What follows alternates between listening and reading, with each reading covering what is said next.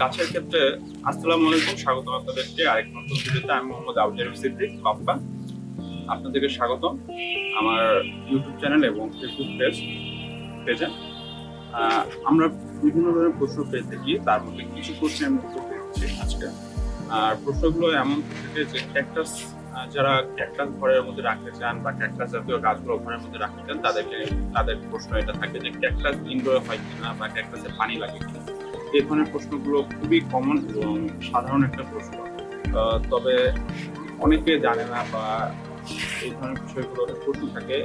খুব ছোটখাটো প্রশ্ন হলেও খুব গুরুত্বপূর্ণ একটা প্রশ্ন যে ক্যাকটাস আপনাকে জানতে হবে ক্যাকটাসের অরিজিনটা কোন জায়গায়। ক্যাকটাসের অরিজিনটা সাধারণত মরুভূমি বা মরু এলাকায় ক্যাকটাসের অরিজিন। ক্যাকটাসটা মরু এলাকার গাছ। ক্যাকটাসটা যদি আপনি ঘরে রাখেন বা ইনডোর রাখেন, এই ধরনের গাছ কিন্তু বাঁচবে না, মারা যাবে। এটা হলো মূল বিষয়। ক্যাকটাসের পানি লাগে কি আপনি পৃথিবীতে যত ধরনের গাছ আছে সকল ধরনের গাছ সেরে পানি লাগে।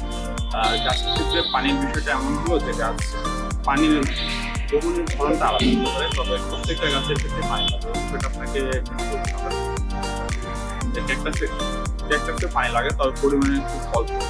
আর ক্যাকটাস আপনার অনেকে ইনডোরে গাছগুলি ইনডোরে রাখে, তবে ক্যাকটাস আপনি যদি ইনডোরে রাখেন সেক্ষেত্রে আপনাকে 1 দিন বা 2 দিন আপনি ইনডোরে রাখতে পারেন। এর পরবর্তীতে 3 দিনের বেলায় আপনাকে যে বাইরে রাখতে হবে। আপনি যদি ক্যাকটাস গাছটা নিয়মিত ইনডোরে রাখেন তো ক্যাকটাস গাছটা মারা যাবে। ক্যাকটাস যত আপনি রোদে রাখবেন সেটা রোদ হচ্ছে না ভালো। ক্যাকটাসের তাপমাত্রা সাধারণত দেখা যাচ্ছে 45 থেকে 50 ডিগ্রি বা 60 ডিগ্রি সেলসিয়াসও ক্যাকটাস বেঁচে থাকে। মানে কারণ মরু এলাকা প্রচন্ড উত্তাপ এবং সেই এলাকায় গরম আপনি বুঝতে পারছেন, জানেন যে তাপমাত্রা কেমন থাকে, 50 ডিগ্রি সেলসিয়াসের তাপমাত্রা চলে যায়।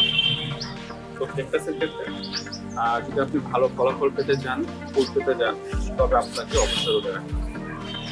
আর এই ধরনের নতুন ইনফরমেটিভ ভিডিও পেতে হলে আমাদের চ্যানেল এবং ফেসবুক পেজটা ফলো করবেন এবং চ্যানেলটা সাবস্ক্রাইব করবেন। আল্লাহ হাফেজ।